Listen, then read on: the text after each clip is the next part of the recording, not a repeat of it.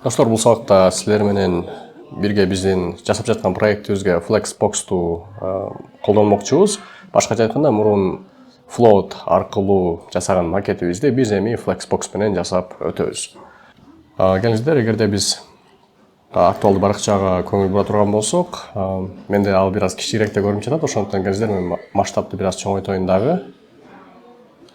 75% кылып, аны мен ошол Control кнопкасын басып, жана баягы мышкадагы ортодогу тоголок дөңгөлөкчөнү айландырып кылдым. Андан кийин ушул веб браузер дегениңиздер бир аз кеңейтип алайын.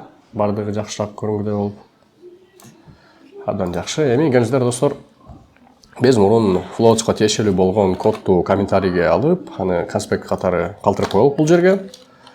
Эгерде биз кодду сактай турган болсок, биздин баракчабыз мурунку баягы макеттерди колдонбогон абалга келип түштү. Эми биз мунун бардыгын азыр Flexbox менен жасап өтөбүз. Келиңиздер, азыр бул жака дагы бир комментарий жазып алайын Flexbox деп.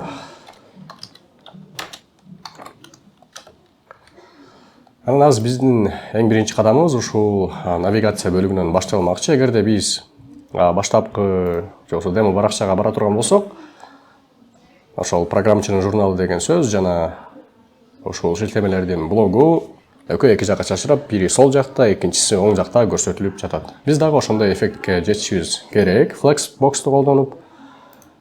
Ал үчүн биз мурун айтып өткөндөй, Flex'ти негизинен колдонуп жатканда биз аталык элемент деген контейнерге кайрылышыбыз керек. Эгерде биз просмотреть кодду кылып туруп, ушул жерден header'ден жолугуша алардын аталык контейнеринин классын карай турган болсок, ал main header экен. Башкача айтканда main header биздин ушул эки блокту камтыйт экен. Анын үчүн келиңиздер, Flex'терди колдонуш үчүн биз ушуга кайрылалык. Main header деген класска кайрылам дагы. Анан биз билебиз, кайсы бир контейнер элементин Flexbox кылыш үчүн display сыпатын Flex деген маани менен аныктайбыз. Эгерде биз main headerге display Flex дей турган болсок, элементтер бири-бирине бир саптан уда жанаша жайгашып калды. Анан келиңиздер достор, биздин кийинки максат ушул элементтерди align items же болбосо вертикалдык ок боюнча же кайчылаш ок боюнча центрлеп өтөлүк. Аны биз сиздер билгендей эле center деген менен жасап өтсөк болот. Бирок эч нерсе өзгөрбөгөндөй достор. Анан бул жактан көрдүңүздөрбү? Ушул блок деген сөздүн үстүндө да кайсы бир боштукча бардай. Эгерде карай турган болсок, ушул блок деген сөздү nav a link деген селектор аркылуу кылынган стилде merging top берилиптир. Ал оңго барар экен. Ошону келиңиздер жокко чыгарып коелук биздин коддон. Ал үчүн өйдөгө scroll кылам дагы. Биздин ошол nav a link деген классты таап өтөм. Анан келиңиздер, аны биз жокко чыгаралык. Анан байкай кете турушун нерсе достор, бул жактан биздин CSS кодубуз барган сайын чоң болуп, кайсы бир стилдерди табыш кыйын боло баштады. Негизинен чоң проекттерде ошондойду алдын алыш үчүн, ошондой көйгөйдү алдын алыш үчүн проекттин файлдарын жетиштүү түрдө, жакшы түрдө структуралап, тизмектөө зарыл болуп эсептелет. Мисалы, кайсы бир жерге тиешелүү болгон CSS файлдарды ошол өзүнчө файлга сактап, анан бири-бирин бириктирип, импорт кылып, кыскасы мунун дагы чечүү жолдору бар, бирок биз мунун алкагында азыр аны кылбайбыз достор. Эгер сактай турган болсок, бул өз ордуна келип түштү. Эми кийинки кадам катары келиңиздер достор.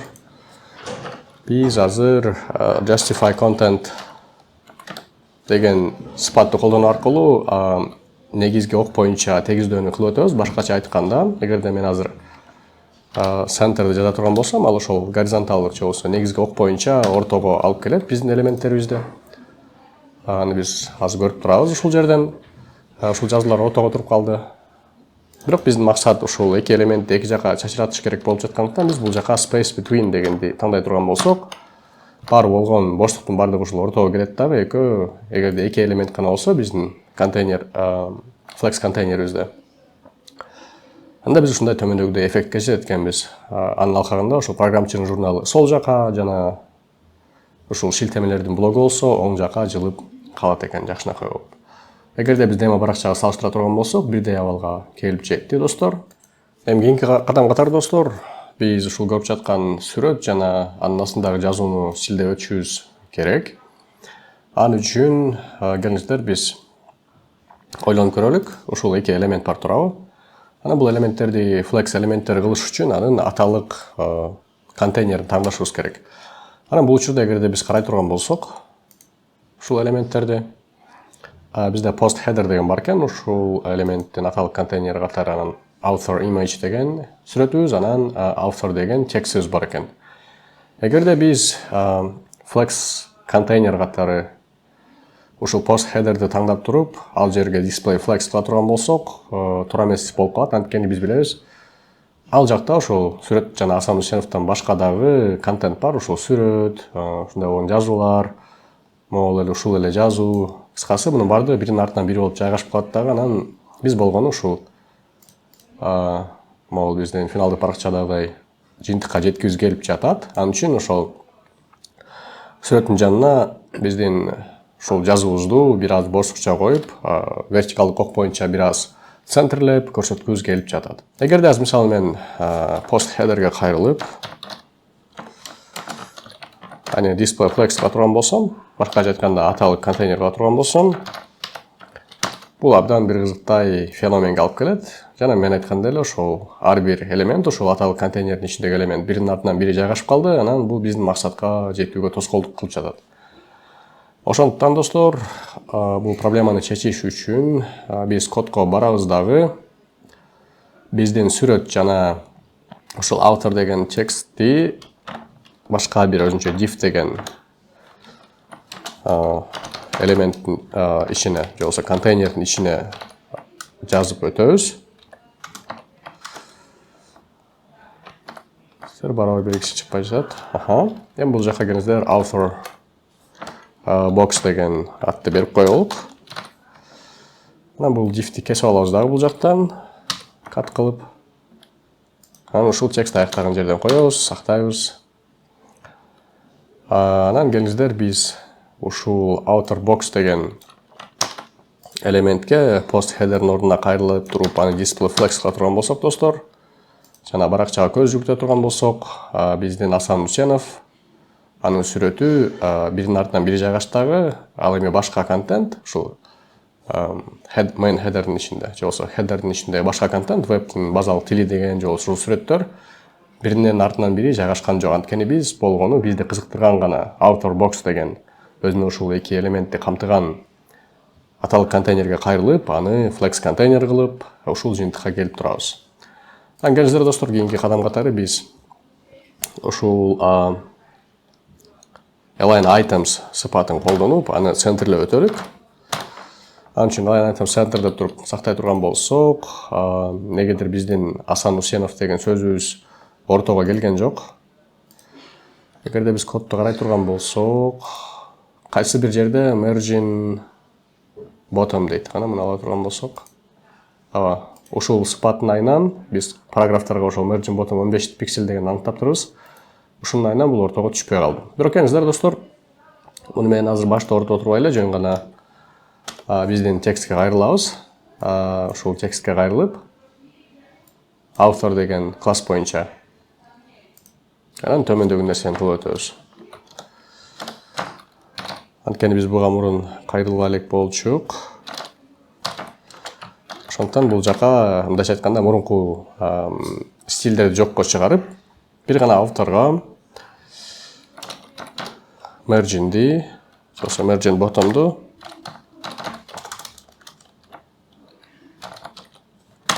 нөлгө барабарлап өтөлүк. Эгерде сактай турган болсом, бул жакта көрдүңүздөр достор, ушундай жыйынтык келип чыкты. Башкача айтканда биз центрлей алдык десек болот. Андан кийин келиңиздер, ушул эки элементтин ортосуна биз азыр бир аз боштукчаны берип өтөлүк. Анан келиңиздер, бул жака margin left деп текстке кайрылып дагы, анан ага кайсы бир пиксель маанисин берип өтсөк, келиңиздер 15 пиксель дейин. Бул жакта ушундай боштук пайда болду, бизге керектүү болгон ушул финалдык баракчадагыдай. Андан келиңиздер, ушул могул экөөнүн ортосу менен анын астындагы контенттин ортосуна дагы кичинекей margin кошуп өтөлүк. бул margin bottom болот дагы. Бул жака да келиңиздер 15 пикселди кошуп туруп сактайлык. Эгерде биз ушуну сактай турган болсок, буюрса биз каалагандай жыйынтыкка жетип отырабыз, достор.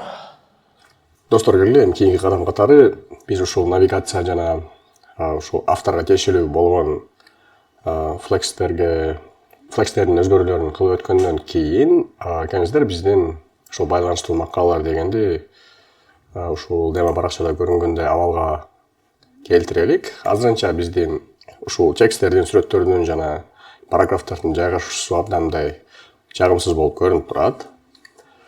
Анын үчүн достор, эң биринчи кезекте биз муну ишке ашырыш үчүн index.html'ге барабыз дагы, биздин элементтерди, тийиштүү элементтерди ошолорго кайсы бир аталыш берип өтөлүк.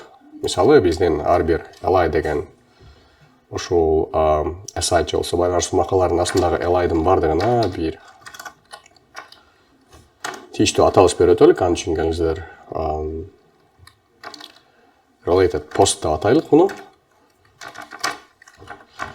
Ушунун бардыгын ар бир li'га берип өтөм.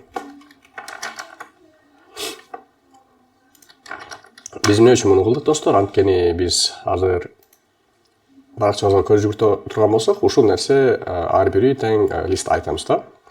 Анан биз list items'ты же болсо li'ды flex контейнерге айландырабыз. Анан ичиндеги ушул ар бир элемент, сүрөт, шилтеме жана параграф, булар flex элементтерине айланат дагы, биринин артына бири жайгашып калат. Ошондуктан биз буга атайын класс берип өттүк. Андан кийин, достор, кийинчерээк биз биздин ушул шилтемелерди дагы өзгөчө стилдеп оңдоп өтөбүз. Ошондуктан буга да келиңиздер дароо эле аталыш берип өтөлүк. Анын үчүн келиңиздер related link деген аталышты берип өтөлүк. Жана мунун бардыгын азыр мен калган эки anchor tag'ке берип өтөм.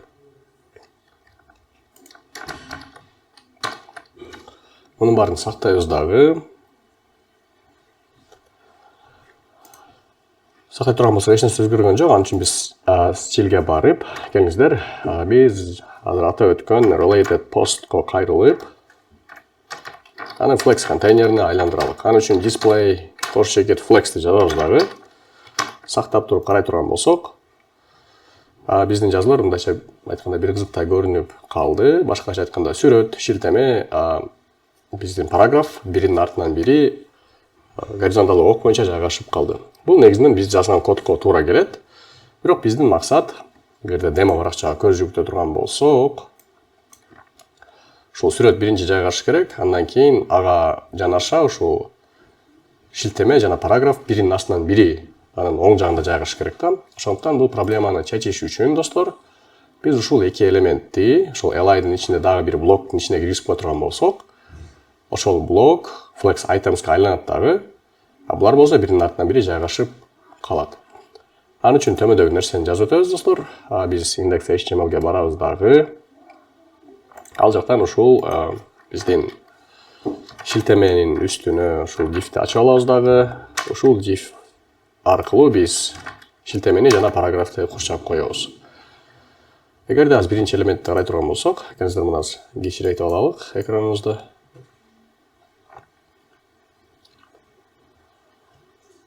Эгерде биринчи элементти карай турган болсок, биз каалаган максатка акырынан жетип отырабыз, достор. Келиңиздер, достор, көргөнгө ыңгайлуу болуш үчүн бул жерге инспекторду чыгарып коеюн. Муну бир аз өйдөрөөк кылып, анткени мен тартып аткан видеом жайып калат экен кээ бир областтарды. Биз ошондо муну биринчи гана элементке жасап өттүк. Эми келгиле экинчисине жасайлык. Diff'ти ачабыз дагы. Анын жабуучу тегин, параграф тегин аяна коебуз. Сактайбыз. Биздин экинчи элементибиз өзгөрдү. Ушул эле нерсени үчүнчү элементке жасап өтөбүз.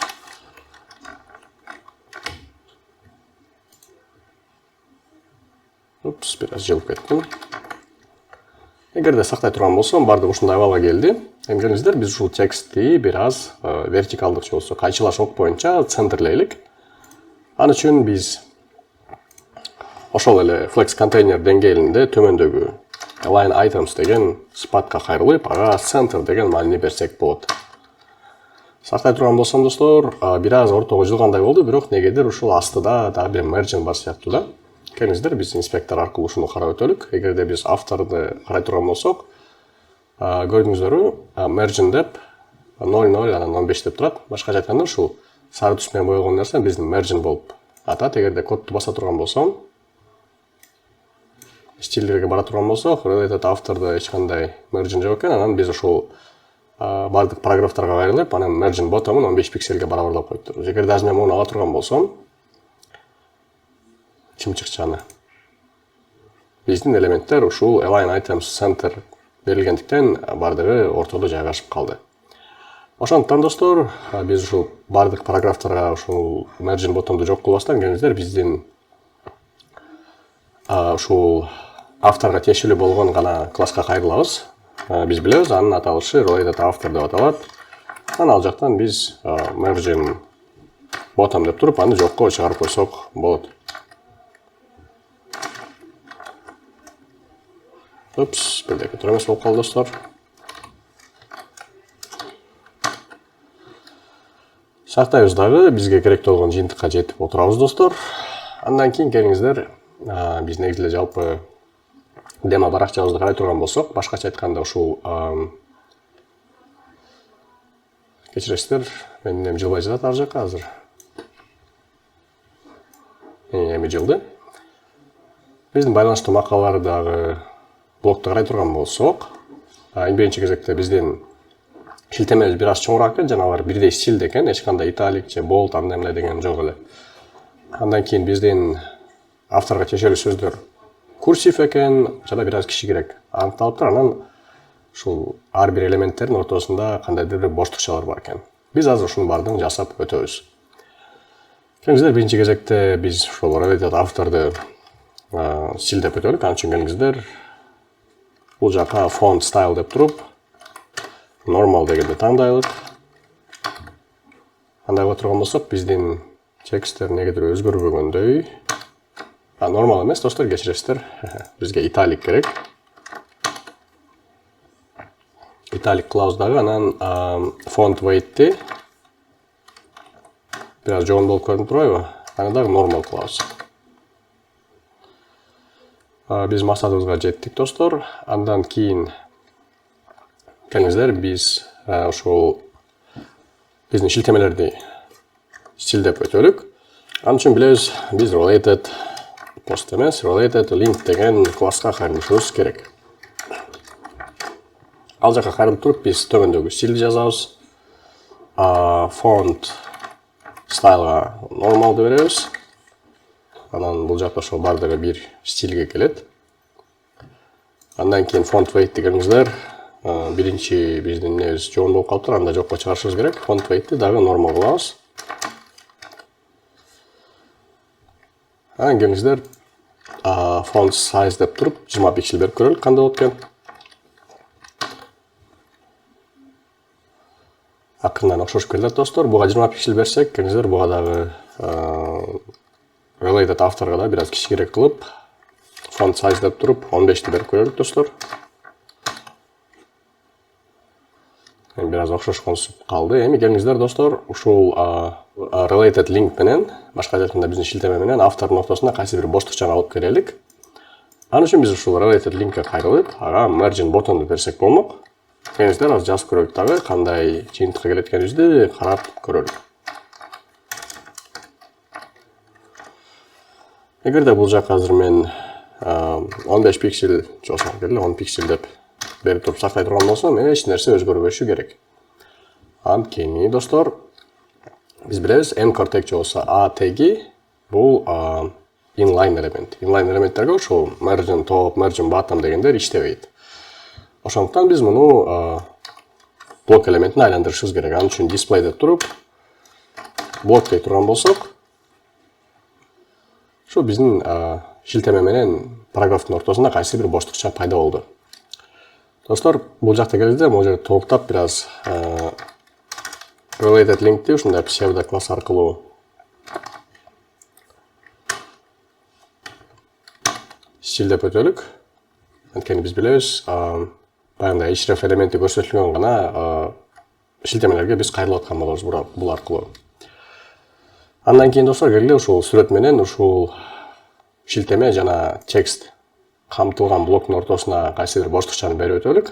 Аны кылыш үчүн биз ошол related postко барабыз, башкача айтканда flex контейнерге. Анан биз мурун үйрөнгөн gap деген сыпатты колдонсок болот. Түшүнгөнүңүздөр, дагы 15 пиксель деп туруп берелик, дагы маанини сактай турган болсок, ушул эки элементтин ортосунда боштукча пайда болду. Андан кийин достор, келгиле бул ушул related postтордун арасын margin bottom менен дагы 30 пиксельге кайсы бир боштукту коюп чыгалык. Биз боштукту коюп чыктык, анан кийинки кадам катары биз негизи акыркы элементтеги боштукчаны жокко чыгарышыбыз керек эле, бирок ал нерсе уже бул жакта болуш керек. Эгерде мен азыр ушул ali'га кайрыла турган болсом, көрдүңүздөр, margin bottom акыркы эмнеде жокко чыгарылган экен, анткени биз ali last child деп туруп, ошо margin bottom 0 берип турбуз. Эгерде муну алып кое турган болсом, көрдүңүздөр, жанагы могу көк линия бир аз түшүп кетти. Кыскасы, бул жакка өзүнчө атайын акыркы элементке стилдөнүү кылуунун кереги жок экен, анткени биз мурун ali last child деп туруп мурун кайрылган экенбиз. Эгерде салыштырып карай турган болсок, биздин азыркы баракчабыз менен, жоксу демо баракчабыз менен бир аз окшошкондой болду, достор. Менимче ушул нерсе бир аз болуп көрүнгөндөй, бирок ушундай деле калтырсак болот, окшойт.